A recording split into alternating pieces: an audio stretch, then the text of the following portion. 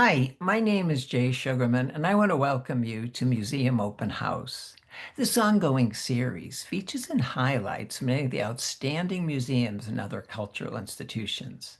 The main purpose of most programs is to inform viewers about current and upcoming exhibits, various programs, resources, and other opportunities that are available for the general public. Today, via Zoom, we're fortunate to have as our guest Mim Brooks Fawcett. Mim serves as the executive director and chief curator for the Attleboro Arts Museum. During the program, we'll learn about the history and mission of the museum. We'll go on a behind the scenes tour and in the process come to better understand and appreciate the wide range of exhibits, programs, events, and other opportunities that are available for visitors today. Let's start by meeting Mim and then hearing all about the Attleboro Arts Museum. Welcome, Mim. So delighted to be able to be here. Thank you, Jay. I'm very happy to be here. Before we start hearing all about the museum and what it has to offer, I think it would be of interest if you just briefly share a little bit about your background and perhaps professional interests. Yes, absolutely. Well, I started at the museum in 2006, so I'm coming on 20 years fairly Wow. soon. I know. I still sort of feel like the new girl in a way, because it's always fresh here. So, it's always a new adventure, which is a good thing. Uh, I Before that, my background is a little different than most executive directors and curators. I had served as an art director for several corporations in the Boston area. And I ended up moving to the Boston area to go to graduate school at BU. So my background is in graphic design. And what's so interesting now with curating in this space is that it is a design project. Design being the study of relationships. I have to make relationships all the time.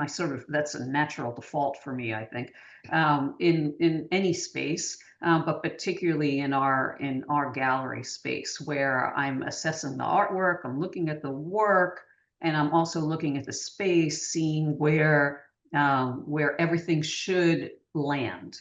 So it's not only the block that you're on, but your neighbors too. So that is a very important component to the curatorial process, obviously. And I think the design training helps in that way. I must admit that I wasn't looking for a job at a museum when I came upon this one, but I had been working in a corporate environment, and I had been teaching at Northeastern in design, and I have three children, and I was writing grants for their schools for Mm. arts integration. And that's what the museum was looking for, someone who had administrative as well as fundraising experience and also educational component because the museum has its own museum school. One thing led to another, and here I am. Fabulous, fabulous. In a short summary, how would you say the museum's evolved under your tenure, the past 20 years? Yeah, well, our programming has changed quite a bit. We now do between 8 and 10 exhibitions per year. Wow. It's an aggressive schedule. We're a small museum with a small staff, so it's quite aggressive. But it is the right thing to do because we are free admission. So we like to keep Mm. things fresh in the space so that if you're coming in and enjoying an exhibition, no more than 6 weeks later, you can come in and see a whole other show with a whole other Wow. approach, with Fabulous. perhaps addressing an entirely different art movement, so or discipline. So that is important to us to keep it fresh. Our museum school, and we offer art education programs for students from kindergarten to 95 years old. Mm. So the school has doubled, if not more, a little more than that in size over the past 20 years. Our offerings are much more diverse. and the programs that we work on, not only for the museum itself, but involving the community, are light years in a different direction. That said, this has been a really wonderful spot for me because the roots were here. And Mm. so much of the museum, which was really built on a lot of heart, was still beating. And I was able to come in and kind of shock it up a little bit. Yeah, fabulous, fabulous. For those who haven't had the chance to visit yet, could you share a little bit about the museum's layout, the various areas one would encounter? Yep, absolutely. So the museum is located in downtown Attleboro. As you said, our name is Attleboro Arts Museum. We are right across from City Hall in downtown Attleboro. However, we are not an arm of the city. We are Hmm. a private 501c3. We do partner quite a bit with the city and with our neighbors in the downtown, but we are our own institution. We have a small footprint in that we have one main gallery here, which is 3,600 square feet. I happen to note that it's a little bit more than that right now because we just did a major renovation in the Hmm. space, so I know exactly how much space is out there. And with 13-foot ceilings and movable walls. So it's actually very interesting. Like you could come in here in January and see a show, and then you might come in again in March, and it looks like the walls have moved because they Hmm. did. And each show can be customized because of that. Uh, we have a community gallery in our reception space that we rotate out every couple of months, and that features generally a local artist. And that's one of our only opportunities for artists to have solo shows. And again, that changes fairly frequently. And then we have a museum school, Hmm. as I mentioned. And on one level, our street level, we have a very active ceramic studio. And then we also have studios on our lower level where we offer drawing, painting, printmaking, the range. Hmm. So it's a small space that has every inch activated. Fabulous, fabulous. You mentioned earlier the aggressive schedule you have with exhibits. And I Mhm. have to say, I was so impressed with some of the ones you shared with me and others that I read about. To give viewers a little sense of what's been at the museum rather recently, we're fortunate to have some images. And as we go through them, if you just share a few words about what was available for these various displays. The first one, Mhm. Beyond the Paint. Yeah, so this was a show that we did in April 2025, so it's fairly recent. And it was the first show that we did after our construction, so it has a little, Mm. I have a soft spot for it. Smelled really new, it's like the new car. Beyond the Paint was a salute to a group of graffiti artists called GN Crew. And they were celebrating their 30th anniversary. Mm. You probably GN Crew you might not know. However, GN Crew is a group of artists, and one of the artists was the primary on the Rose Kennedy Greenway Yeah. project that was across from South Station, where there was a large format. There's a large format mural that rotates, and there was a young girl with a boom box, and I think a lot of folks would recognize that. And that was pro-Black Rob Yeah. Gibbs, um, supported by the members of GN Crew. Mm. So starting out as a graffiti team, oh, perfect timing to show these panoramas. This is some of the early work that GN Crew did throughout Boston, and the work. I'm going to say matured. I think the work was always mature, Mm. but the work, I Mm. guess, evolved. Mm. into now what GN Crew does, which is murals, commissioned murals, all throughout Massachusetts, some in Rhode Island, some, throughout the country, really. And we were lucky enough to connect with one of the very active members, Gennaro Ortega and Luis Tafaro. Gennaro happened, or Gio, as he goes by. His street name is Go Five. He lives in Attleboro. Uh-huh. And so, and we also have a lot of connections to mass art and design. So and he went there. So the connection just bloomed, Yeah, and we fabulous. decided to celebrate their 30th anniversary. They also have a mural, G and Crew, on the side of our museum. Oh, So, fabulous. so that's what this show was about, the 3 decades of their work and its evolution. Wonderful, wonderful. Well, as we continue, we'll see the wide range of topics that are covered. Just a few words about used. Yes. Used is a national juried show that we had a couple of years ago, where I was reaching out to artists, asking them to talk about not only recycled products, but being used emotionally. Mm. And then folks could take it in any way they wanted. Wonderful, Mhm. wonderful. Again, just taking off in another different way, reframed sound really intriguing. Yeah, this was a spotlight on visual artists with disabilities, and all of the work was created by folks who had challenges that you could see and that you couldn't see. Mm. And it was tied into a program that we do with the city of Attleboro called the Big Read, or a community read. We were reading a book that focused on a writer with disabilities, and this show came about after that.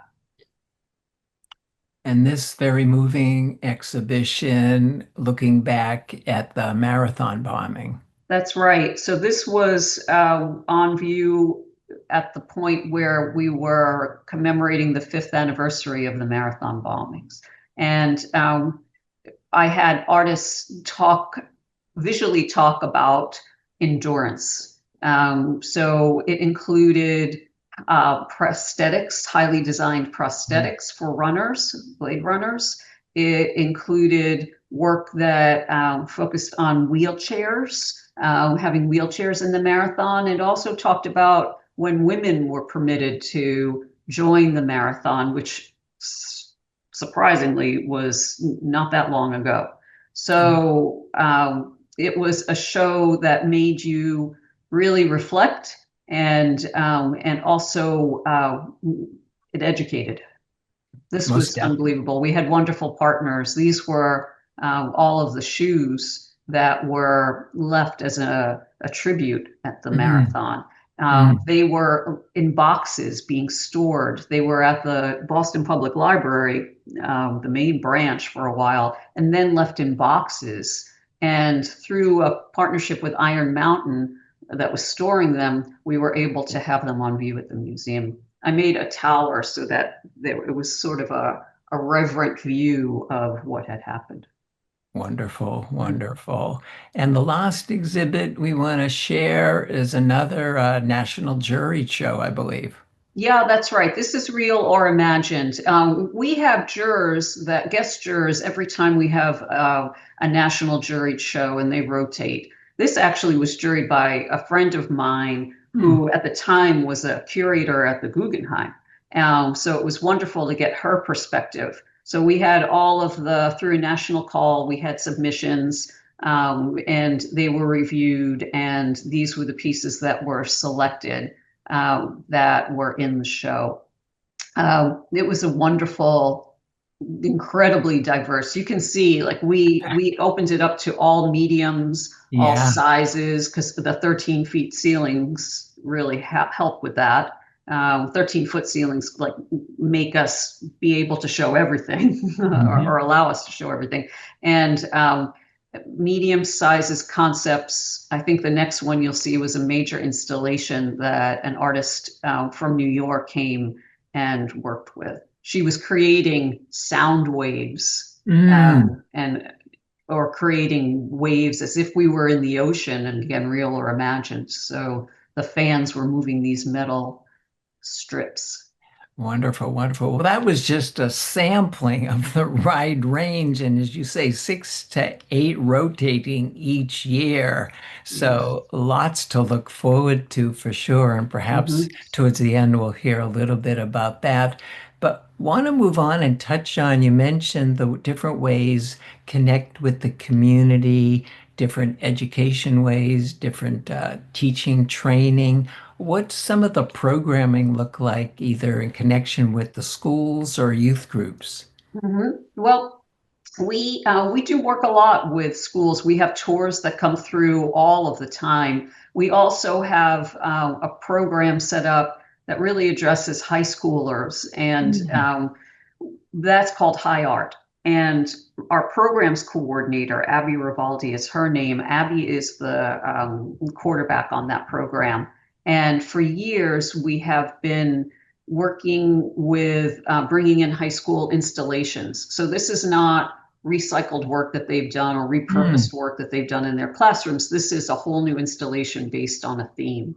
So we love having them come in. Their work is seen by the public, not in just the school, not in just their community. It's a really it's a substantial milestone for them. What you're looking at on screen, we have 4 of our students that were here this past summer who are being introduced by an artist who had work in the gallery to Mm. his work.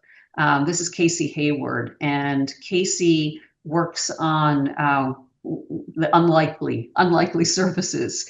And he was talking about his process with these young students. The Terrific. school is very active here, and we try to take advantage of the fact that students are in a museum with professional artists. They can go to the gallery for inspiration, and then they can create art in the studio based on that. And shortly before we started this program, you shared with me that one of your goals, initiatives, is to have some of the artists whose work is on display to share and talk about their craftsmanship with a range of audiences. Yes, that's right. Uh, and I was recently having a conversation with our trustees about this. What makes us different? And I think it's that goulash, that jambalaya, where we have the studios here, we have folks learning, we have the gallery here where we have the pros exhibiting, and then we also have kind of an attitude where it all should come together and and benefit one another. So I think that taking a class here is as if you are, you get an extra dimension to it, and it benefits everyone. It benefits the artists that are on view, because artists really do need to talk about their work. Mm-hmm. Many For are in sure. studio spaces where they work alone, or they're talking to the same people. But to talk to people that you don't know about your art, that's a gift, and it's a mutual gift. So it makes the experience special. In this case, looking at this photograph, I can tell you that these young students will never forget this conversation with this Most artist. definitely, most definitely. Before we move on, we're fortunate to have a short clip of a young artist at work. Before we roll it, could you just share what we're about to see? Yes, this was taken, I think, actually a couple of weeks ago in one of our tween classes. So these students are 9 to 13. They are focusing on architecture, and you'll see them working um, from pieces, and then just looking at perspective, looking at structure, being a little tighter than they usually are, but not so tight that they can't express themselves. And we're segueing right to another feature that's important to the museum, and that's connecting with the community. as a real thriving aspect of the museum's growth and development. Can you share a little bit about that aspect and what we're seeing as we're talking? Yes, we are very fortunate to be in the downtown area, and we enjoy our partnerships. They help us. We see benefit by connecting to different organizations in the downtown. One of the events that we work on with the city of Attleboro is the Winter Night Festival. And here you're looking at circus performers that I work with to enliven that event. We get 5,000 people right outside the Wow, museum. This is that's the front of the museum that you're looking at here, and these folks mm, are doing their thing in front. 5,000 people come through the museum in one night. It's scary and wow. fabulous at the same time. Exactly. I can imagine. Yep. Wow.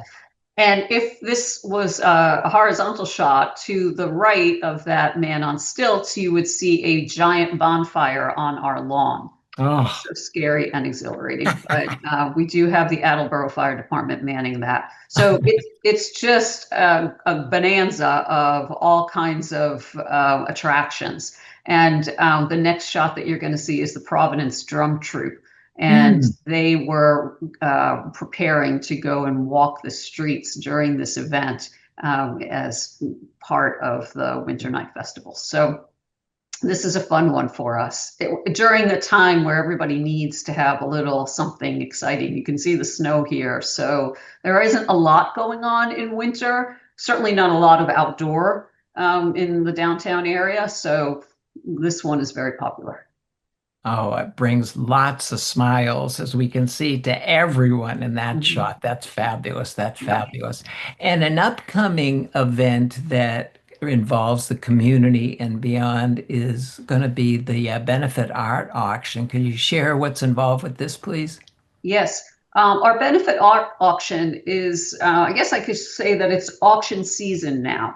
So as of last Friday, October 10th, we opened in our gallery the preview for our benefit art auction and the Mm. online auction. So what that means is if you went on to biddingforgood.com/Attleboro Arts Museum, you would see 188 items that were donated by artists, collectors, organizations, and all of the proceeds from those items, once sold at auction, benefit the museum.